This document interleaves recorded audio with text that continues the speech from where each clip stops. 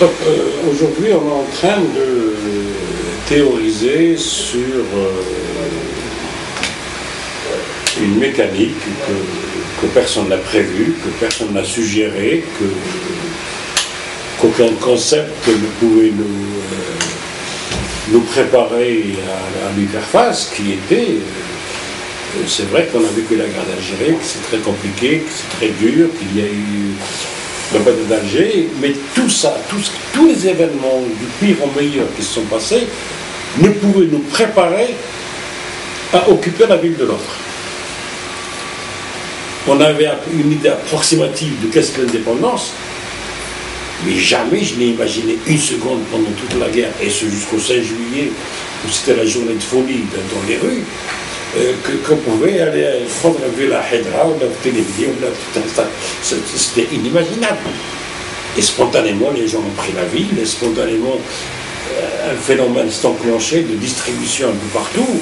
L'État n'a pas géré, a suivi derrière, mais avec une grosse lenteur, parce qu'il était occupé à gérer un problème aussi insoupçonnable. Jamais on a pensé, ne serait-ce qu'une seconde aussi, que Khaout el Moujahidine, nos frères combattants, allaient se bouffer le nez entre eux pour prendre le pouvoir. Pour nous, c'était inimaginable. Les Français, la guerre française, mais entre eux, c'est pas possible.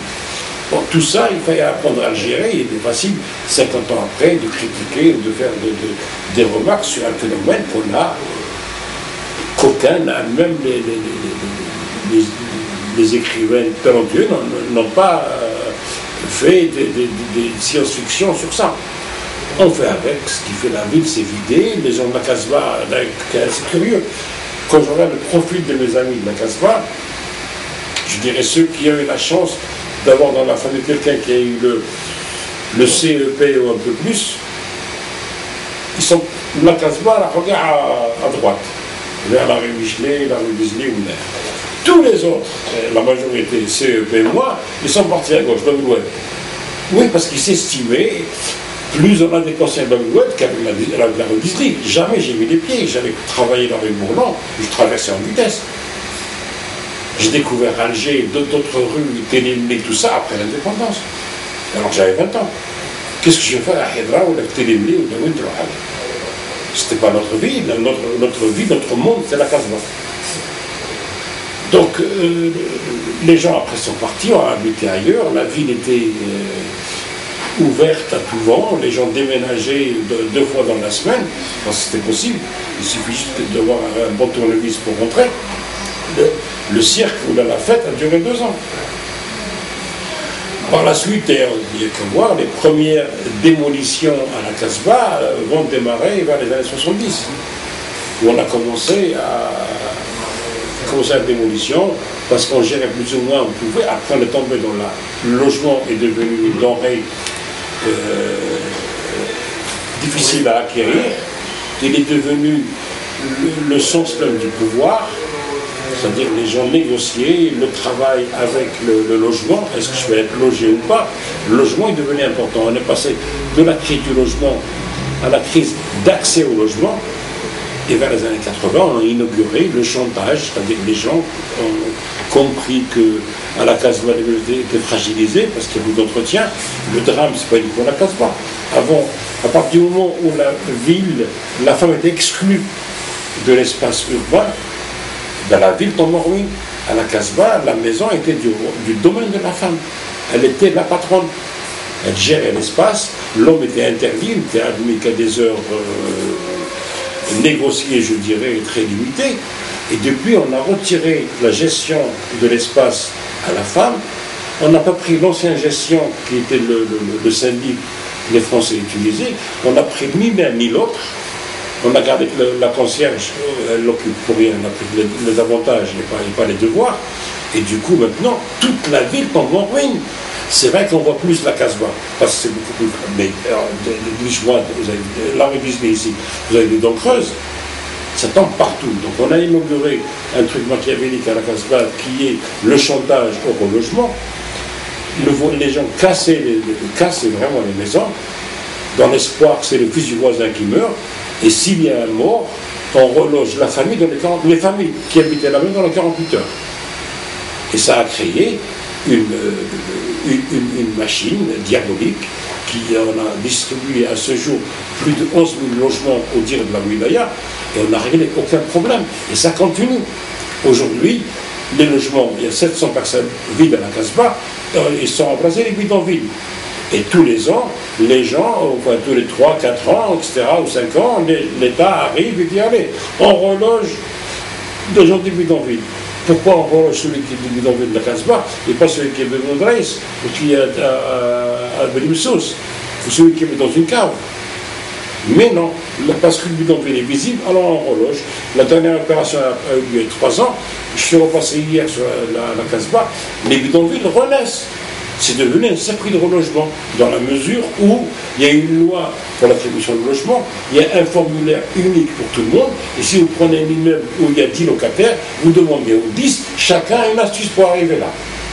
Sauf celui du formulaire. Un connaît le préfet, un connaît le truc, un connaît un juge, et chacun a une combine.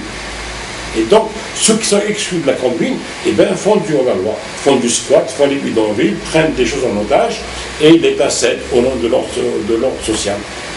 Et donc, ça, c'est en train de continuer, et je pense qu'il faudrait arrêter cette machine.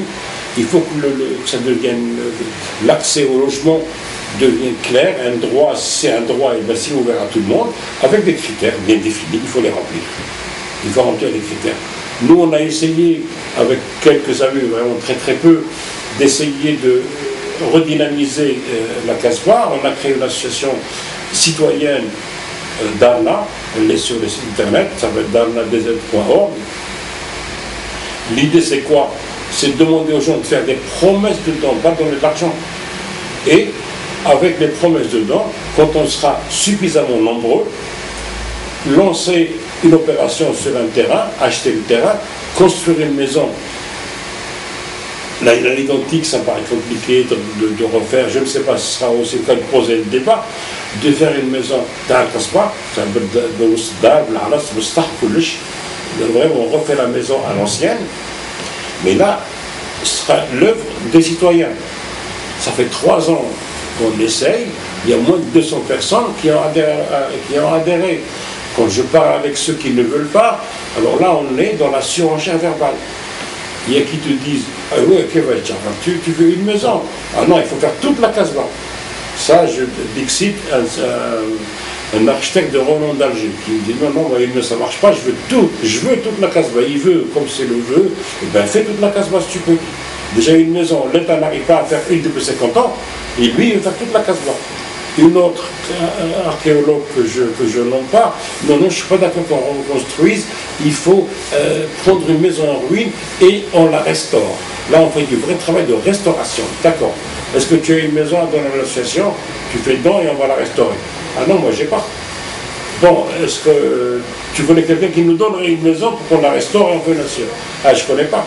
Comment on fait alors? On va l'acheter. Tu connais une maison à vendre, le gars accepte de l'acheter, même pour l'acheter cette maison-là, il faut raconter de l'argent. Ah oui, et oui, je dis oui. Ah, c'est compliqué alors. Hein. Ah oui, c'est compliqué alors. L'autre, un libraire d'Alger, qui est militant pour les causes du patrimoine, oui, non, ton action, moi je ne veux pas. Il faut d'abord enlever les ordures. Je dis, vas-y alors, crée une association pour enlever les ordures toi-même. Ah là, c'est moi qui le fais. Eh oui, tu conseilles aux autres. Alors fais-le toi.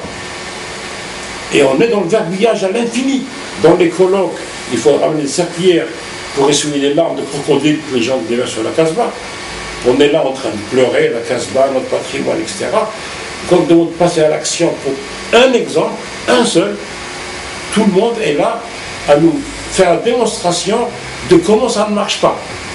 Mais personne ne vient dire comment ça pourrait marcher. Qu'est-ce qu'on peut faire pour que ça marche? Ça fait 3 ans que ça traîne. Moi, je ne sais pas, à la fin de l'année, j'espère qu'il y ait une redynamisation. L'idée, c'est quoi? Je leur explique. J'espère que simplement les gens comprennent. Et d'autres, en fait, ils me disent ah ouais, si tu veux qu'on participe, il nous faut des plans, il nous faut une maquette, il nous faut, comme si j'étais promoteur, qui vendait un appartement à quelqu'un. On veut faire une maison. Cette maison, on la fera avec ce qu'on peut récolter, avec les gens qui y a autour. D'autres disent ah ouais, il faut d'abord créer l'association. Or, l'association, il y a plusieurs associations. Ça a servi à quoi? Soyons nombreux, suffisamment, mobilisons-nous et faites une association pour réaliser un exemple. Un seul. Et si on fait un exemple, j'espère que ça fera boule de neige. Alors, merci. Merci, monsieur Lesbeth.